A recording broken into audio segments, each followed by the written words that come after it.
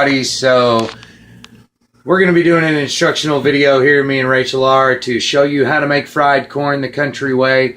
Rachel posted some pictures where we got a bunch of corn. Everybody wants us to fry them some, so instead of doing that, we're going to keep our corn for ourselves, and we're going to teach you how to do it in this nice instructional video. So we're going to start off, and we're going to tell you all the tools that you're going to need. First, you're going to need a big old spoon. Then you're going to need a butter knife, another tablespoon. You're going to need an old-fashioned, this is the best kind to use, potato peeler, a regular old cereal bowl, some salt, a big mixing bowl like this one right here, a big old stainless steel skillet. You're going to also need a box full of nice, juicy, wonderful, sweet, awesome corn. And then you're also going to need some nice, wonderful, sweet and delectable bacon grease. Yummy, yummy. And last, but most importantly and not least, you're going to need alcohol. I use Scotch. This has nothing to do with the corn. This is just going to be because you're going to get so fucking pissed off doing all this shit that you're going to need something to drink. So, let's get started. So, first off, you're going to shuck your corn, and this shit sucks. It's awful. And the best way to do it, I had a method earlier, but I haven't been able to duplicate it yet, where I was getting all the silk off that I possibly could in one pull. But what you're going to do is take your corn, grab it by the top, try to split it down the middle, and if you can see, most of the silk has come off. You don't have to get all of it, but you want to get most of it. Anything that kind of sticks off the sides or whatnot. That one's about ready to go. Set them off to the side. Rachel, how many ears of corn are you going to use for one batch of fried corn? Probably 15 to 20. 15 to 20. So you're going to want to have a guy like me sitting in a chair kind of like this. Your kitchen's probably bigger than mine. So if we can maneuver around in this one, then your guy can be lazy as hell like I am, sit on his ass, shuck corn, and then we get back to our original ingredient, which is the alcohol. My mood is happy, and I am having fun. Take your potato peeler. Take your corn. Peel the tops of the corn off the cob.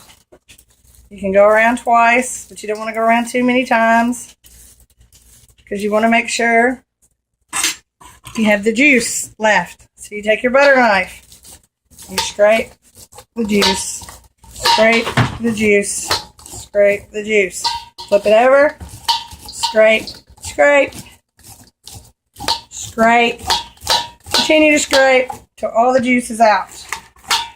Now, this part right here apparently makes Rachel's hands cramp. Yes. So, hence the reason why you're going to need this little cup of goodness right here.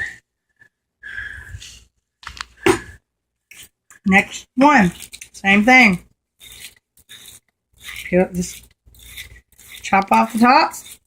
And this does make a mess. You will have corn all over your kitchen. Scrape all the juice out. Flip it. Scrape all the juice out.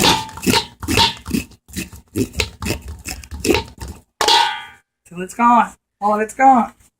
And we will see you guys for the next step.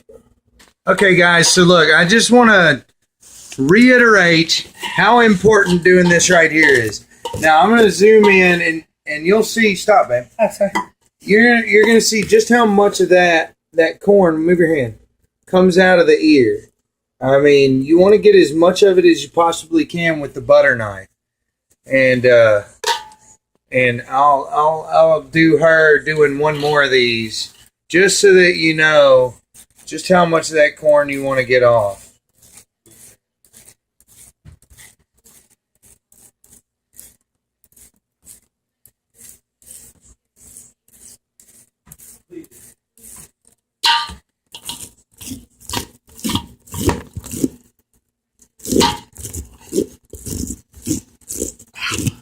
I hear pain. Need more scotch. Fucking sucks. This what? Fucking sucks. Alright. See? It's all gone. All right. We're going to continue doing this, and we'll catch you guys when we start to actually cook it so you can see the consistency and the amount of water that we use. Right. All right, everybody. So next thing we're going to do is you're going to spray your pan down really good with Pam, any kind of canola oil spray or whatever. All right. Now, you're going to get your bacon grease and a big, kind of a decent medium-sized spoon. Lots of it. I mean, you're going to want to put a good bit of it in there. You can see how much we put in there. You're going to want to put your thing on high until it starts to melt out and dissipate and whatnot. You're going to take your little cereal bowl that we had in the beginning and fill it up with cold water. Just go ahead and fill it all the way up until, I don't know, so you don't spill it everywhere or whatnot. And we're going to add that to the corn. There's corn. Which is ready to go over here as we cook it. Or you can add a little bit at the beginning. Or you can add a little bit in the beginning. Just so it's nice and juicy. Grease is kind of getting clear and seep through. And almost ready to go. And we do have a gas stove, so it's going to cook a little different than if you have a flat top or a regular stove. Another drink, please. Another drink. This is when the scotch comes in handy.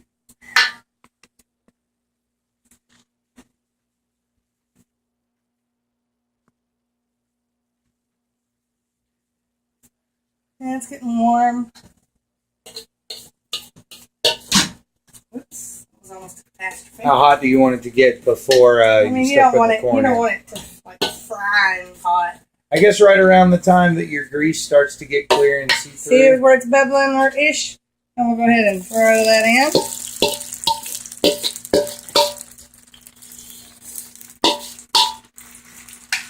Some people don't use as much bacon grease. Some people do. It's all depends on your preference. Now, I'm going to add more water. It's a little runny. Salt. Can't really give you an estimate because I just know from shaking. And we're going to stir so it doesn't stick.